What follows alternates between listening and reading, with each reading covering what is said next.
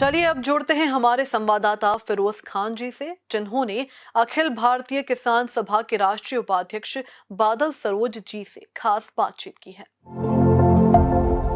नमस्कार, आप देख रहे हैं डिजियाना विंध्याचल संदेश। आज हमारे साथ अखिल भारतीय किसान सभा के राष्ट्रीय उपाध्यक्ष बादल सरोज जी हैं और उनसे हम आज खास मुलाकात कर रहे हैं और उनसे जानने की कोशिश कर रहे हैं कि आज जिस तरह से पूरे देश में वो जा रहे हैं और श्रमिक कानून, किसान आंदोलन को लेकर सभी यूनियन, ट्रेड यूनियन, श्रमिक, किसानों से मुलाकात हो रही है। आइए हम उनसे ही जानते हैं कि आखिर उनसे किसान, श्रमिक किस तरह की चर्चा कर रहे हैं। बताएं बादल जी, आज आप पूरे देश में घूम रहे हैं, आज श्रमिकों से आप मिल रहे हैं, किस तरह की चर्चाएं हो रही हैं? देखिए, ये पहला मौका है मेरे ख्याल से मेरे अपने राजनीतिक जीवन में। मैं 50 साल से सक्रिय राजनीति में हूँ, जब समाज का कोई भी हिस्सा अपने आप को आश्वस्त या खुशी महसूस नहीं कर रहा। कोई भी हिस्सा, आप किसान मजदूर की बात कर रहे हैं, वो तो बहुत बदतर हालत में है।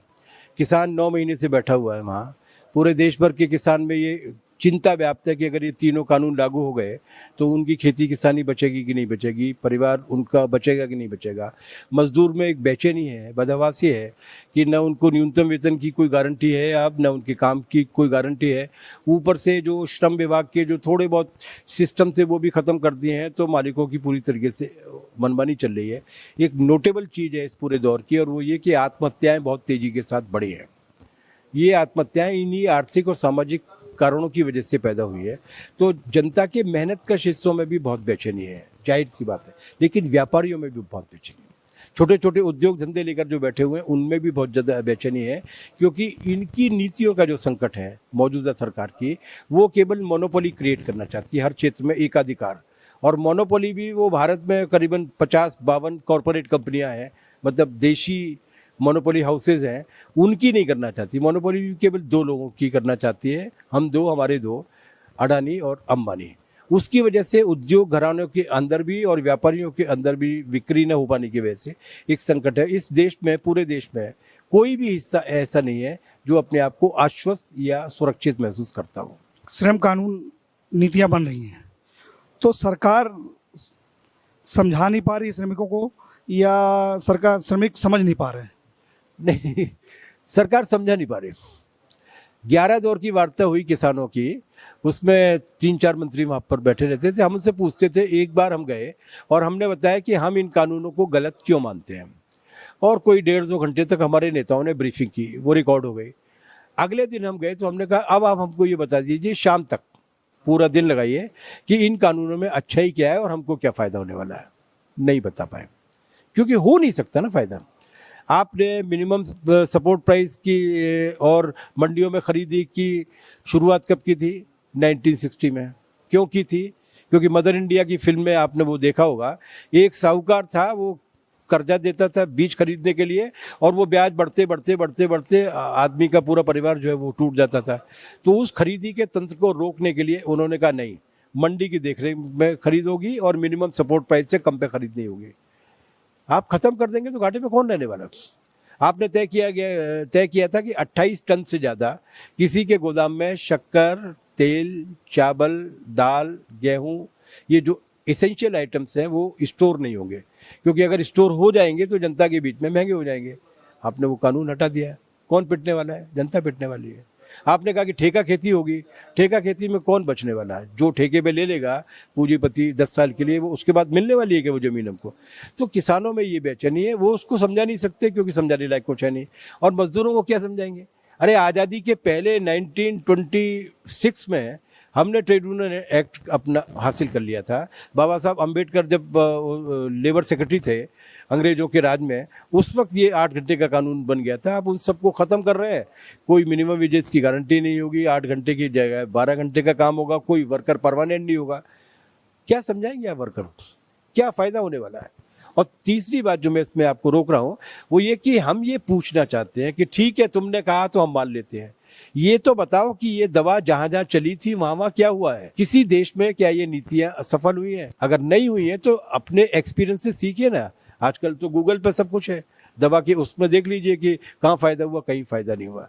ये कुल मिलाकर अब तक की सबसे भ्रष्ट और सबसे देश के हित के विरुद्ध काम करने वाली हुकूमत है जो हमारे देश में चल रही है। पिछली सरकारें जो कानून बनाई थी और इस सरकार ने जो कानून बनाया उसमें कितना अंतर आप मानते हैं? गुणात्मक अंतर है। पिछली सरकारें भी दूध की धुली नहीं थी, लेकिन पिछली सरकारें कम से कम जनता के लोकतांत्रिक प्रतिरोध का सम्मान करती थी। मिनिमम सपोर्ट प्राइस का मामला आया, स्वामीनाथन आयोग की रिपोर्ट आई, उसको पूरा लागू नहीं किया गया, लेकिन एक सिस्टम कम से कम किया।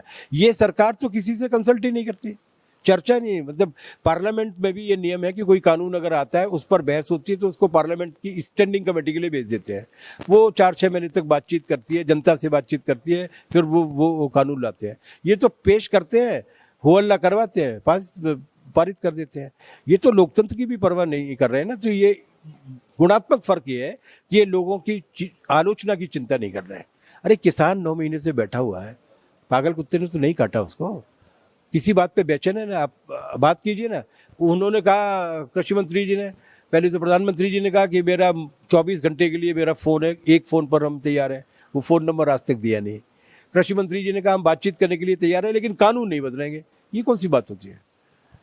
एक बार उन्होंने कहा 5वें दौर की वार्ता में कि हम अगर किसानों के आक्रोश को देखते हुए हम इसको 2-3 साल के लिए स्थगित कर सकते हैं। हमने कहा कि अगर आप स्थगित कर सकते हैं इसका मतलब ये अर्जेंसी नहीं है, आप इनको 2-3 साल के लिए वापस ले लीजिए, उसके बाद देश के किसानों से बातचीत कीजिए, अगर 3 साल बाद वो मान जाते हैं तो दोबारा ले आइएगा। नहीं, अहंकार बहुत है। जैसे 600 से ज़्यादा किसान शहीद हो गए, 9 महीने से ऊपर धरना चल रहा, और अभी मुजफ्फरनगर में एक बड़ी किसान पंचायत हुई। इसके बाद आप लोगों की रणनीति क्या होगी सरकार को जगाने के लिए? हम लोगों की 2 रणनीतियाँ देखिए। पहली रणनीति तो ये है कि हम मेहनतकश जनता के सारे हिस्सों को एकजुट करना चाहते हैं। अभी ये संयुक्त किसान मोर्चा है, अब हम इसको में सारी ट्रेड यूनियंस को भी जोड़ना चाहते हैं, सारे महिला संगठन, विद्यार्थी संगठन, युवा संगठन, उद्योगपतियों के भी संगठन, जो छोटे छोटे उद्योगपति हैं जो खतरे में है, और उन सबको मिलाकर इस देश की जनता का व्यापक आंदोलन बनाना चाहते हैं। ये हमारी पहली रणनीति, और इस रणनीति का सबूत मिलेगा 27 सितंबर के दिन जब पूरे देश का भारत बंद किया जाएगा। दूसरी रणनीति हमारी ये है कि ये इनको बहुत गरूर है, हमको तो जनादेश मिला है, जब जनता ने आदेश दिया है तो कानून जैसा भी चाहेंगे हम लोग बनाएंगे। हम उस जनादेश को होश में लाना चाहते हैं। इसलिए पिछले 5 विधानसभा के चुनाव में हमारा संयुक्त मोर्चा प्रचार करने के लिए गया था। हमने कहा था इन्हें हराइए, क्योंकि ये देश के दुश्मन है। 4 राज्यों में वो हारे भी थे और 5वीं में भी 2-4% की मैनिपुलेशन से आए। अब हमने उत्तर प्रदेश और उत्तराखंड को टारगेट किया है। मिशन उत्तर प्रदेश की घोषणा की है कि अगर कानून वापस नहीं होंगे तो सरकार वापस होगी। किस तरीके की रणनीति होगी आपकी कि चुनाव में जाकर लोगों से क्या अपील करेंगे आप? हम हर संभाग में, हर जिले में, हर तहसील में बड़ी बड़ी रैली करके लोगों को 3 चीज़ें समझाएंगे। एक, ये जो कानून है वो जनता के खिलाफ क्यों है, देश के खिलाफ क्यों है। दूसरा, इसके फ़ायदा किसको मिलने वाला है, और वो सारे लोग टेलीविज़न चैनल्स पे या अखबारों पे या मीडिया पे कब्जा करने की कोशिश कर रहे हैं, तुम्हारे बीच तक सच नहीं पहुंचने दे रहे हैं। और उसी के साथ हम उनको ये समझाएंगे कि ये जो उन्मादी बातें पैदा की जाती हैं, हिंदू मुसलमान ये खतरे में वो खतरे में, ये सब केवल झांसा देने वाली बात है। इसलिए इनके खिलाफ लोगों को हम जागृत करेंगे। और तीसरी बात हम ये कहेंगे कि ये डू एंड डाई का समय है, इसलिए वो वोट डालने के लिए जरूर जाएं और ऐसी ताकतों के खिलाफ वोट डालें जो इस देश को, किसान को, मजदूर को, जनता को खतरे में डाल रही है। ये रणनीति है, तो हम व्यापक पैमाने पर नीचे तक जाने वाले हैं। जिस तरह पंजाब, हरियाणा, दिल्ली और आपके उत्तर प्रदेश में आंदोलन दिख रहा है, मध्य प्रदेश में उस तरह का आंदोलन नहीं दिख पा रहा है, क्या कारण मानते हैं इसको? ये 2 कारण हैं।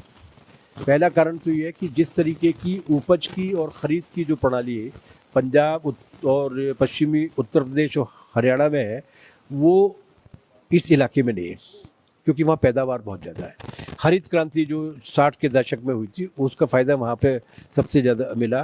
वो 75% इस देश के खाद्य भंडार की ज़रूरतें वो पूरी करते हैं, तो उनके लिए ये तत्काल का जीवन मौत का सवाल है। यहाँ तो मंडियों की हालत बहुत ज़्यादा ख़राब थी, और वो एक कारण तो ये है कि यहाँ पर अभी उतना इमीडिएट बर्निंग नहीं है, लेकिन इसके बाद भी किसान का 90% हिस्सा इस बात से कन्विंस है कि ये कानून हमारे खिलाफ है। दूसरी बात यह है कि यहाँ मोबिलाइजेशन दिखता नहीं है। हिंदुस्तान में सबसे कम ट्रैक्टर का घनत्व जिन राज्यों में है उनमें से मध्य प्रदेश भी है।